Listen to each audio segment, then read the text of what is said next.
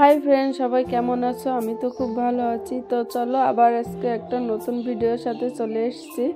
তো দেখো এটা কোথায় বলো তো? দীঘায় আমাদের সেকেন্ড দিন। আমাদের তো তারা নেই, আমরা 3 দিন থাকছি। তো সকালবেলা ফ্রেশ হয়ে স্নান করে একদম রেডি হয়ে নিয়েছি, সারাদিন ঘুরে বেড়াবো আউটসাইড। তো আমরা এখন গুছিয়ে নিচ্ছি, তারপরে যাবো বিচের কাছে আগে, তারপরে ঘুরতে বেরোবো। সকালে টিফিনটা করবো, আগে ফার্স্টে যাবো একটা মন্দিরে, কিন্তু পুজোটা দেবো, দিয়ে চা খেয়ে তারপরে করবো।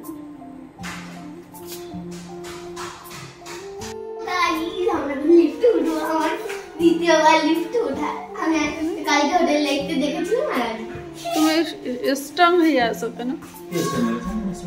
আমি লিফট আসে এক্সাইটেড আমার মেয়ে। তো চলো যাও। 3 নম্বরে নামছে।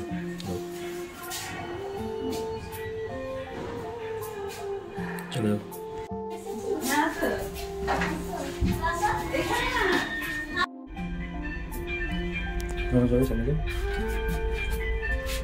বাবু ভয় লাগে।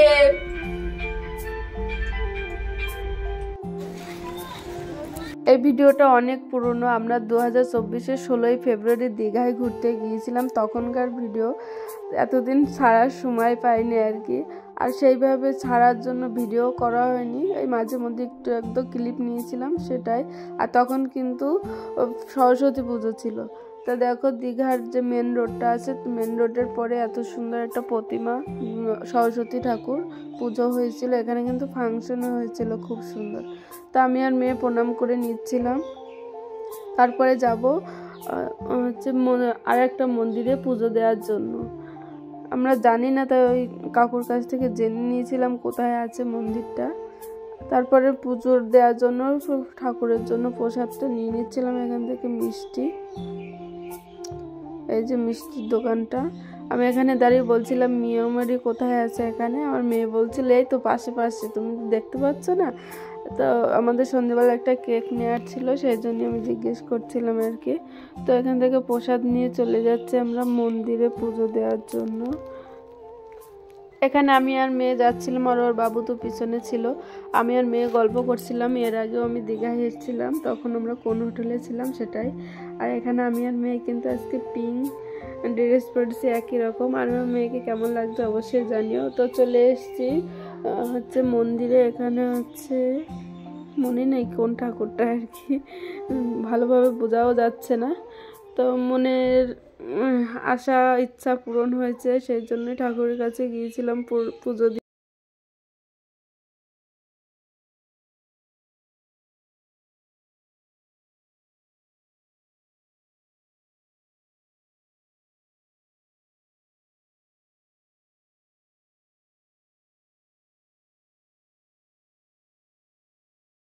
দেখো ওর খুব ইচ্ছা ছিল দীঘায় ঘুরতে যাবে। দীঘায় ঘুরতে যাওয়ার মেন কারণ হচ্ছে দীঘার যে মাছ ভাজা পাওয়া যায়, মেয়ের খুব পছন্দের। ওর মনে ইচ্ছাটা পূরণ করা হয়েছে, ওই জন্য খুশি। ও খুব খুশি। ও কী যে করবে ও কিছুই বুঝে পাচ্ছিল না। তো চলো তারপরে আমরা চার দোকানে গিয়ে চা খেয়ে নেবো। এটা কিন্তু খুব সকালবেলা ছিল। তো এখানে বসে আমরা অন্য এক জায়গায় ঘুরতে যাব, সেই কথাবার্তাই বলছিলাম।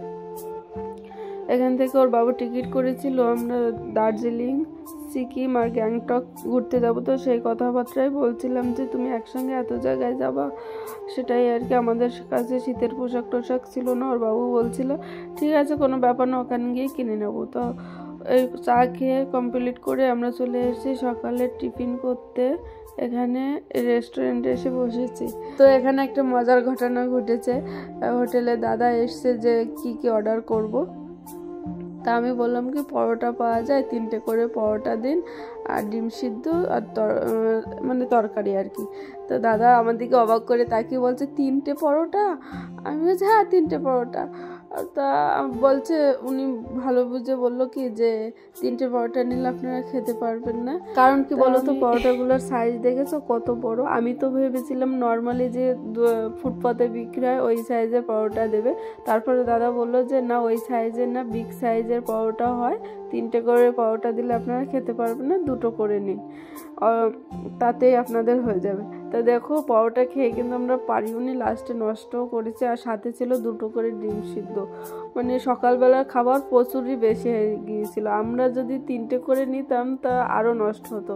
তো খাওয়া দাওয়া শেষ করে এখানে চলে আসলাম ঘুরতে যাব বলে টোটো স্ট্যান্ডে। এখানে এসে মানে টোটো স্ট্যান্ডের লোকেরা তোমাকে এমন বোঝাবে যে তুমি তাদের বিশ্বাস করতে বাধ্য, কিন্তু যে তা না। এখানে তুমি যত বার্গেনিং করবে ততই তোমার লাভ, আর তুমি যদি তাদের কথায় চলে যাও তোমার একদম লস। তো আমরা এখানে সব কিছু শুনে নিয়ে টোটোটা নিয়ে নিয়েছিলাম। এখানে বলছিল 600 টাকা, আমরা 450 টাকায় এসে। তো প্রথমে আমরা চলে গিয়েছিলাম এই মন্দিরটা কিন্তু সবাই চেনে, দীঘায় যারা যায় সবাই চেনে। কিন্তু এই মন্দিরটার ভিতরে ক্যামেরা করা নিষিদ্ধ, মানে বারণ ছিল, তাই আর ক্যামেরা করতে পারিনি। গেটটা দেখো কত সুন্দর, আর মন্দিরটাও কিন্তু খুবই সুন্দর। আমরা মন্দিরের ভিতরে ঘুরে এসে এই গেটের কাছে এসে একটু ভিডিও করে নিয়েছিলাম। আর মেয়ে ওখানে গেটের মূর্তি রয়েছে তাদেরকে দেখে প্রণাম করছিল আর কি। এই যে এখানে দাঁড়িয়ে কিছুটা আমরা ছবি তুলে নিচ্ছিলাম, আর আমাদের তো কথা শেষ নেই। আর এখানে টোটোয় কিন্তু সাউন্ড মানে গান হচ্ছিল, আর গানে মেয়ে নাচ করছিল। আর আমরা 3জনেই ছিলাম, তো মন খুলে সবাই সবার সাথে কথা বলছিলাম। আর খুব ভালো লাগছিল চারিদিকের পরিবেশটা। তখন কিন্তু হালকা হালকা ঠান্ডাও ছিল আর রোদও ছিল, বেশ ভালোই লাগছিল আবহাওয়াটা। তারপরে চলে আসলাম উড়িষ্যার যে শিব মন্দির আছে এখানে এসে আমরা পুজো দিয়ে নিলাম। আগে ঢুকতে গেলে টিকিট করতে হবে। আমরা 100 টাকা না 50 টাকার একটা টিকিট করে নিয়েছিলাম, নিয়ে আমরা চলে গেছিলাম। আর এখানে কিন্তু প্রচুর রোদ লাগছিল, মানে চোখে চশমা না পরে ভালোভাবে বোঝাই যাচ্ছিল না কিভাবে কি। আর দেখো এখানের মন্দিরটা না খুব জাগ্রত, সবাই দণ্ডি কাটে আর অনেক পুজো দেয়, মানুষ আসে, ভিড়ও হয় ভালোই। আমি এর আগেও গিয়েছিলাম লকডাউনের সময়, মানে করোনা যখন চলছিল তখনও দেখেছিলাম প্রচুর ভক্তই কিন্তু আসে। আর এখানে একটা পুকুর আছে, ওখানে সবাই স্নান করে উপরে দেখি দণ্ড কাটে আর কি। আর এখানে কিন্তু ষাঁড় এইভাবে থাকে, ঘোরাফেরা করে, কাউকে গোতায় না। এখানে বেশ কিছুক্ষণ সময় কাটিয়েছিলাম। চারপাশে যে ছোট ছোট মন্দিরগুলো আছে সেখানে গিয়ে ধূপ জ্বালিয়ে প্রণাম করে দক্ষিণা দিয়ে এসেছিলাম আর কি।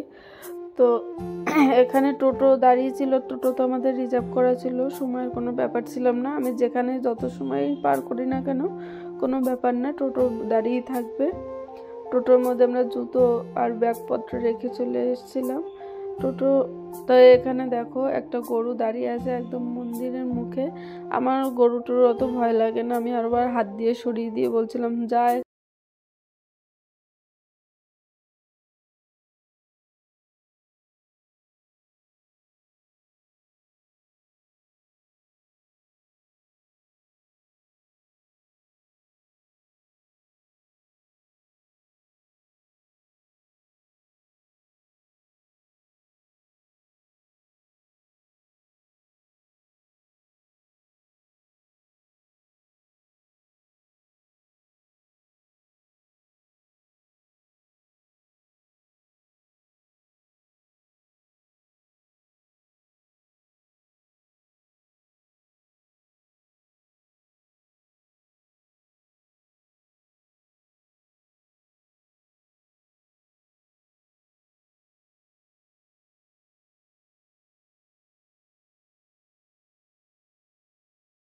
পাশে বেশ কিছু দোকান ছিল মন্দিরের ভিতরেই।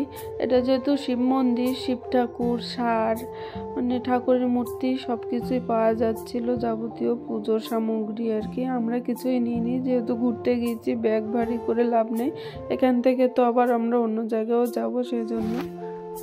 আর এই যে পুকুরটায় সবাই স্নান করছিল, আমরা তো স্নান করে গেছি, আর তো গিয়েছিলাম ঘুরতে, স্নান করার ব্যাপার নেই, তাই মাথায় একটু জল ছিটিয়ে নিচ্ছিলাম। ওর বাবু বলছিল আমার মাথায় একটু দাও, তো মেয়ে আর আমি একসঙ্গে ওর মাথায় জল ছিটিয়ে দিয়েছিলাম। আর এখান থেকে প্রসাদ কিনে নিয়েছি। প্রসাদ কিনে মানে যাচ্ছিলাম, তখনই একটা গরু পিছন ছাড়ছে না, মানে ওকে খেতে দেওয়া, হাতে দেখেছে প্রসাদের আছে, তো ওখান থেকে খুলে আমি আর মেয়ে ওকে প্রসাদ খাওয়াচ্ছিলাম। আর মেয়ে তো বায়না, যেখানে দেখে আর কি গরু বা কুকুর বা বিড়াল, ওর মানে সবাইকে খাবার খাওয়াতে পারলেও খুশি হয়। তার কি করা যাবে, আমাদের কাছে তো কোনো ফল ছিল না, তাই প্রসাদ ছিল, প্রসাদটাই কিছুটা ওদের খাই দিয়ে টোটোর কাছে চলে আসলাম। তারপরে কি কি করলাম পরের পার্টে দেখা হবে। টাটা।